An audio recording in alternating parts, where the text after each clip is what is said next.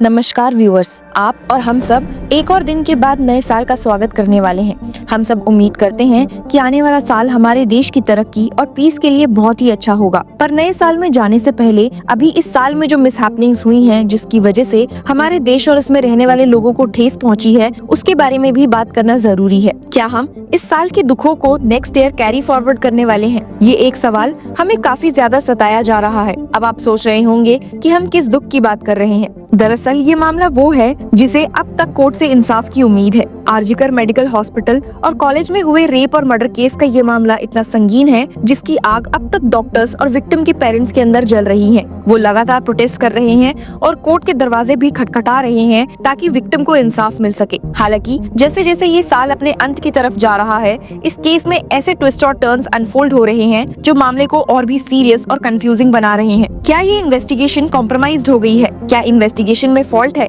या फिर कहानी कुछ और ही है?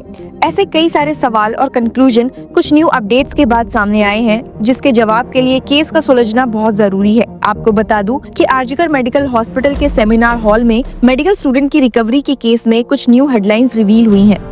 सेंट्रल फॉरेंसिक साइंस लेबोरेटरी यानी कि CFSL की रिपोर्ट ने एक शॉकिंग स्टेटमेंट दी है कि जहां से विक्टिम का बॉडी मिला था वो सेमिनार हॉल कोई क्राइम सीन नहीं था। लेकिन इस बात के बाद भी डाउट्स और कंट्रोवर्सीज खत्म होने का नाम नहीं ले रही। जूनियर डॉक्टर्स ने अब एक नई CCTV फुटेज को लेकर CBI की इन्वेस्टिगेशन पर क्वेश्चंस उठाए हैं। उनका कहना है कि इन्वेस्टिगेशन को गलत दिशा में ले जाया जा रहा है और हैरानी की बात तो ये है कि ये बातें सिल्दा कोर्ट में ऑनगोइंग हियरिंग के दौरान सामने आई है। देवाशीष हॉल्डर, जो कि प्रोटेस्ट कर रहे जूनियर डॉक्टर्स में से एक हैं, उन्होंने कहा है the distance from the emergency building of RG Kar medical to the Shyam Bazar Panch Mata intersection is about 650 meters. However, from getting down the elevator or stairs to starting the bike, the accused Sanjay Roy covered the entire path in just 43 seconds.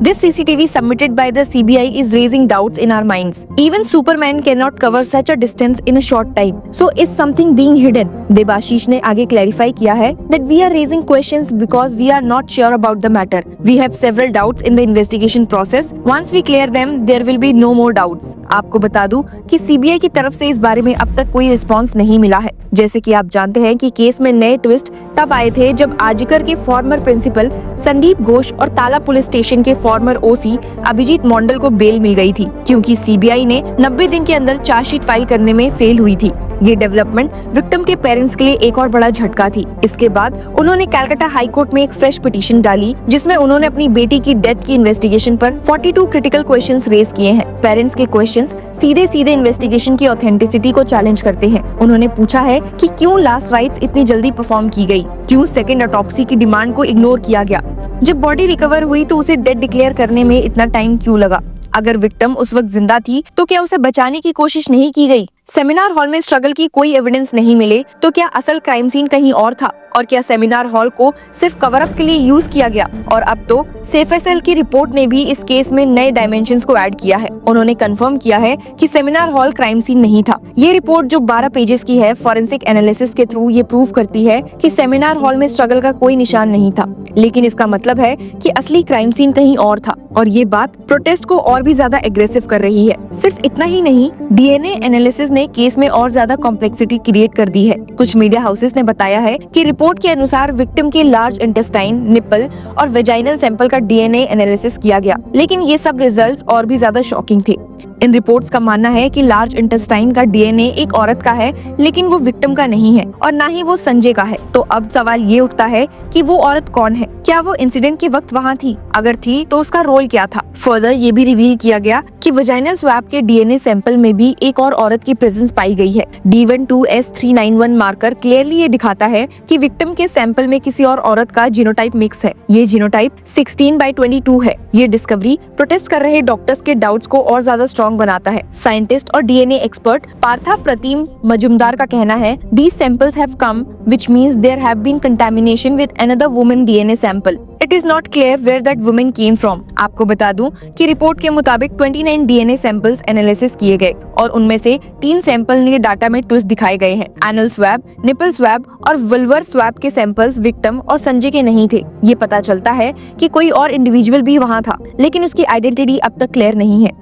Partha प्रतिम मजुमदार का कहना है कि nipple swap sample Sanjay के DNA से match करता है, लेकिन markers ये भी दिखाते हैं कि एक और आदमी का डीएनए वहाँ था। वाई क्रोमोसोम एनालिसिस ने संजय की प्रेजेंस कंफर्म की है, लेकिन ये मिस्ट्री अब तक अनरिजॉल्व है कि वो दूसरा आदमी कौन था। साइंटिस्ट मजुमदार का कहना है, the question remains, is the additional signal I am getting in 4 markers from another male, who is that male? It is not clear. अब बात यहाँ भी खत्म नहीं होती। एक और twist forensic expert Ajay Gupta के एनालिसिस से आता है।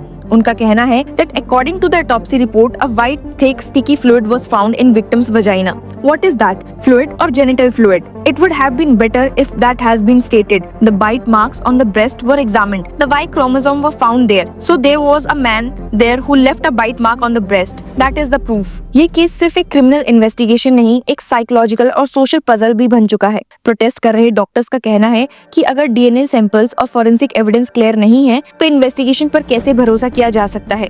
अगर रिपोर्ट्स की माने तो डीएनए के मार्कर्स क्लियरली दिखाते हैं कि मल्टीपल इंडिविजुअल्स क्राइम सीन पर थे, लेकिन अब तक उनका रोल क्लियर नहीं है। आजिकर केस एक चिलिंग रिमाइंडर है कि फॉरेंसिक साइंस और इन्वेस्टिगेटिंग प्रोसेसेस कितने क्रूशियल है, लेकिन अगर वो फ्लॉड हैं तो जस्टिस कैसे मिलेगा?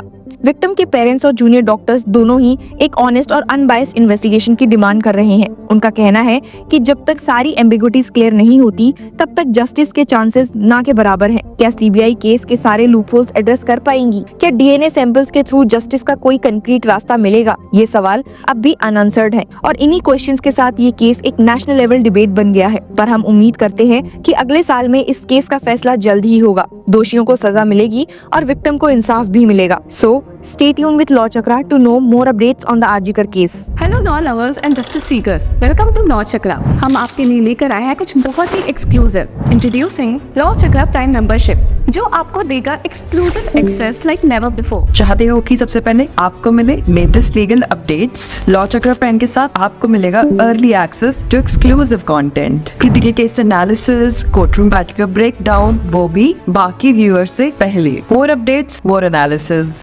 यानी कि फुल इनसाइडर एक्सेस, वो भी बस घर बैठे। यही नहीं, प्राइम मेंबर को मिलेगा access to exclusive interview session with renowned जजेस, लीगल एक्सपर्ट्स एंड लॉयर्स। ऐसे इनसाइट्स जो आपको कहीं और नहीं मिले। इसी के साथ अगर आप कभी सोचे कि हम कैसे लेकर आते हैं आपके लिए ये लीगल अपडेट्स, तो इसके लिए भी प्राइम मेंबर्स के लिए है हमारे पास एक special sneak peek behind the scenes of law chakra. Brainstorming session से लेकर ब्लूपर्स तक सब कुछ। In short, more content, more update and more analysis. Political legal controversies हो या इन डेप्थ लीगल सेशंस, सब कुछ आपको मिलेगा एट वेरी मिनिमल प्राइस। बनिए लॉ चक्र की प्राइम मेंबर और अनलॉक कीजिए full potential of legal knowledge. अभी ज्वाइन कीजिए।